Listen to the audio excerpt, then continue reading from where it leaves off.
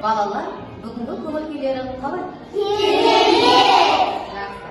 Бүгінгі онда сабағымызды бастаудан бұрын барлығымыз бір-бірімізге мына жүрекшені ұсына отырып, жақсы тілектерімізді арнайық. Кәусар, бүгінгі күнге сәттілік тілеймін. Мен денсаулығың мықты болсын. Аяр оқуыңыз ашық болсын.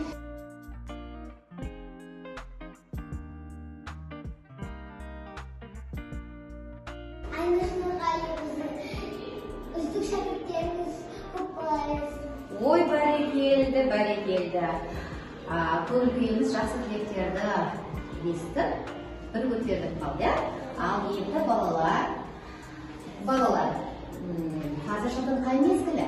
Күз мезгілі, айнала, табиғат, не болды? Қандай өзгерістер болды?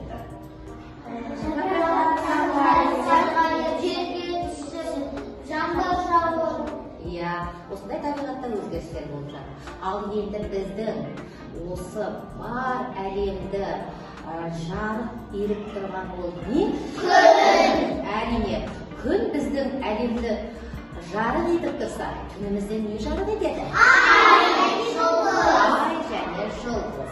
Олай болса, менің қолымдағы ай, жұлдыз, күн бейнесі бар. Қазір осының ішінен өздеріне ұнағанын таңдап аласыңдар.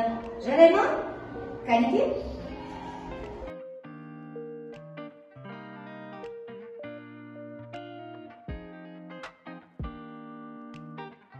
Мінекей, енді біз қолымызда айымыз бар, күніміз бар, жұлдызымыз бар. Біздің мынау әлеміміз жарық нұрға бөленсін деп сендерді 3 топқа бөлемін. Күн бейнесін алғандар бірінші топ күнге барасыңдар, екінші топ айға бірге және үшінші топ жұлдызға бірге. Кәнеке, орнымызға барайық.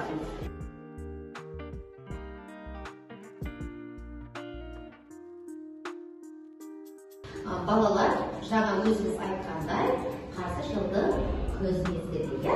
Күз мезгілінде табиғатта өзгерістер болады дейді. Жаңбыр жиі жауады, ағаштардың жапырақтары сарғайып жерге түседі және одан бөлек кім айтады? Қандай еңбек түрлері болады? Кім айтады? Аружан, сен айта алшы? Егіндер пісіп, диқандар егіндерін жинайды. Бәрекелді. Ал тағы да кім айтады? Кәусар, сен айта алшы? Бақпандар бұл оқшамыздағы жеміс-жидектерді жинап, қысқа сақтайды. Өте дұрыс айтасыңдар. Қазір бауда алмалар пісіп тұр, алмалар пісіп тұр. Барлық адамдар алмаларын жинап, қысқа сақталады. Ал енді бүгінгі біз сабағымызда сендердің әрбір дұрыс жауаптарыңды, сендердің білімдеріңді осындай алмаменен бағалайтын боламын. Олай болса, іске сәттен сабағымызды бастайық. Балалар, біз өткен сабақта қандай тақырып өттік? Кім айтады? Кәусар, сен айта алшы? Ыбырай Алтынсариннің баланың айтысы әңгімесін өттік. Бәрекелді, жарайсыңдар. Ал енді біз үйде оқып келген шығармыз. Өткен сабақта біз бұл тақырыпты талдадық. Ал енді қазір рөлдік ойын ойнаймыз осы тақырып бойынша. Әр топтан 2-3 оқушыдан шығып, осы әңгіменің кейіпкерлерін ойнап шығады. Адам жапа-далада келе жатып, аяғысындағы бір үлкен тасқа сүрініп жығылыпты. Бұл тас адамға зиян келтіретін тас екен, жолдан алып тастайын. Ғалым тасты көтеріп еді, астынан бір сандық шықты. Сандықты ашып еді, ішінен бір жылан шығып ғалымға ұмтылды. Шағамын. Мен сені қараңғы тар жерден тұтқындықтан жарыққа шығармын. Жақсылыққа жамандық бар ма? Бар. Онда олай болса біреуге жөнел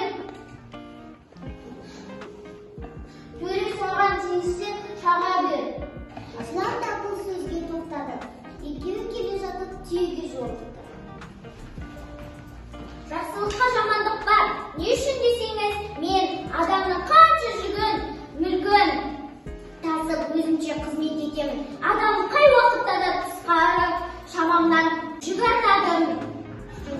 Жүре алмасам ұрып соғып ренжітеді.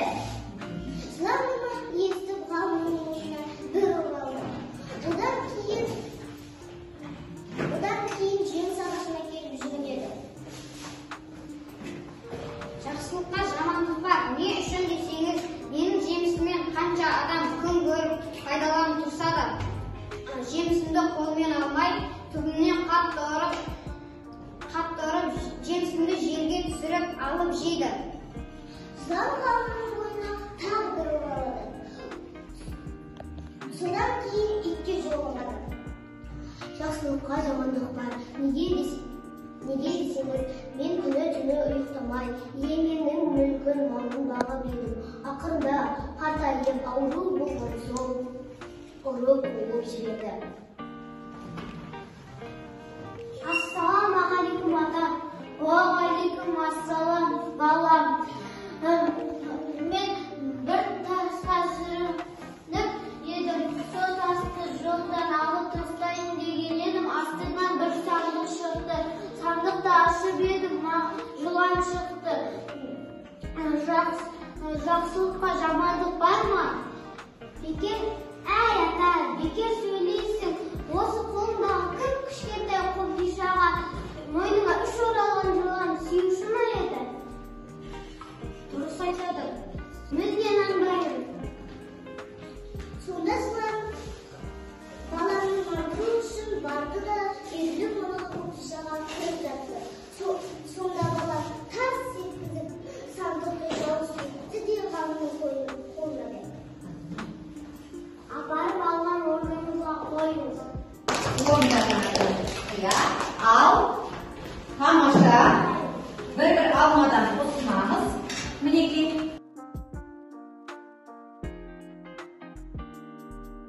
Балалар енді сергіту сәтін жасап алайық. Дайынсыңдар ма?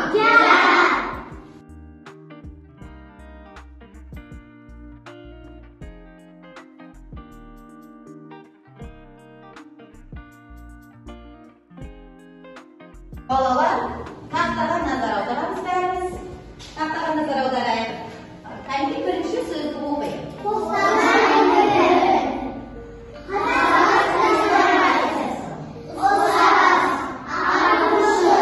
Жақсы. Енді кім айтады, бұл сөздер кімге қатысты? Аяп айта қойшы. Бұл сөздер кімге қатысты?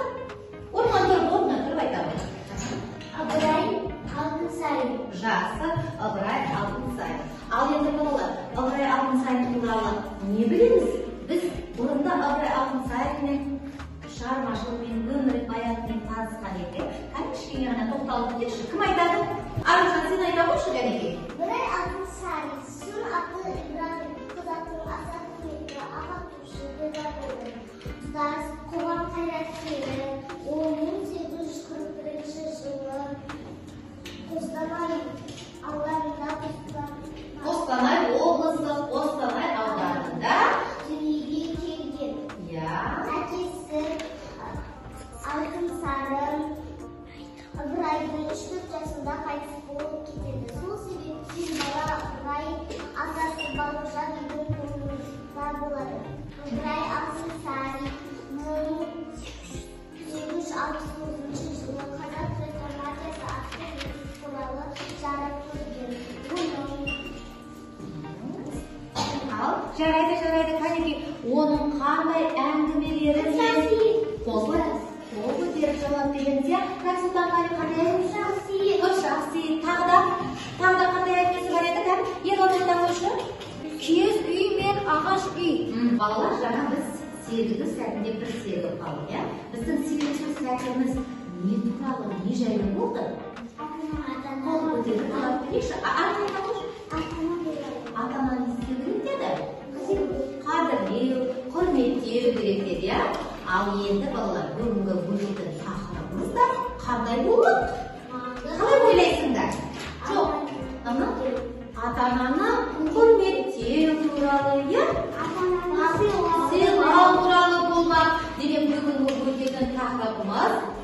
Ыбырай Алтынсаринның малды пайдаға жарату әңгімесінен танысамыз балалар. Балалар, олай болса, бүгінгі өтетін тақырыбымызда ата-ананың құрметтеу, сыйлау жайында Ыбырай Алтынсаринның малды пайдаға жарату әңгімесінен танысамыз.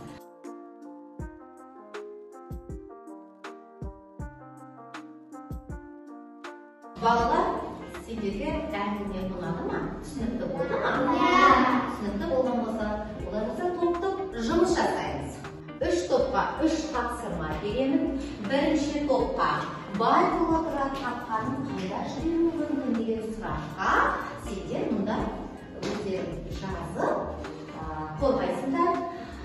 Екінші топқа борыш дегенді қалай түсінесің деген сұраққа жауап жазасыңдар. Үшінші топқа өсім деген не деген сұраққа жауап жазып, осы сөздерді қорғайсыңдар.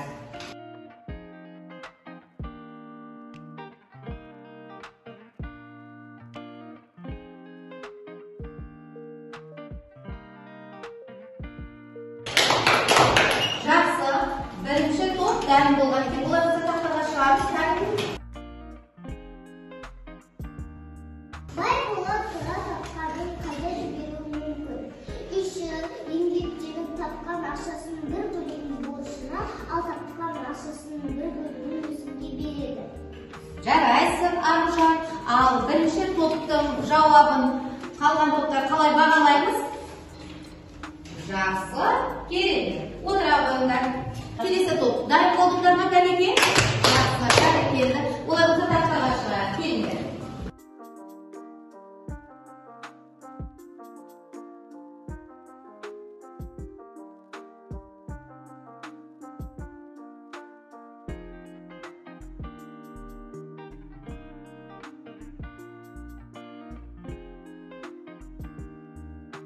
Балалар, енді келесі тапсырмамыз сәйкестендіру. Дәптерімізді ашып, төңірегін жазып қойып едік, тақырыпты жазып қойдық. Енді борыш және өсім сөздерін бағанның бірінші жағынан, екінші бағанға қарыз, пайыз, көбею, міндет сөздерін жазып сәйкестендіреміз. Ал балалар, іске кірісеміз.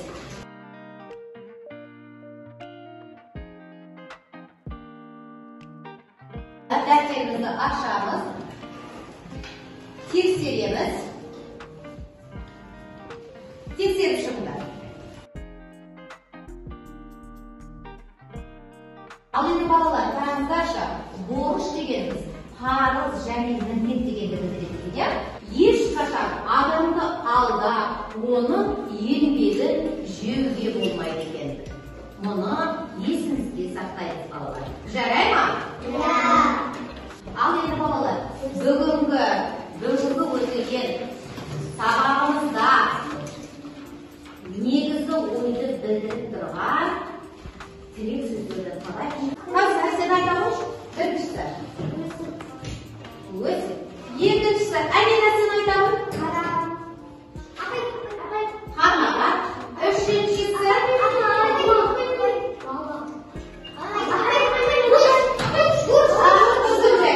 Борыш. Балалар, бүгінгі сабақ сендерге ұнады ма? Олай болса, бүгінгі сабақ сендерге қаншалықты түсінікті болды? Немесе онша түсінбедіңдер ме? Жоқ әлде мүлде түсінбедіңдер ме? Кері байланыс жасаймыз. Алдарындағы стикерге өз аттарыңды жазып, кері байланыс тақтасынан жаздырамыз. Егер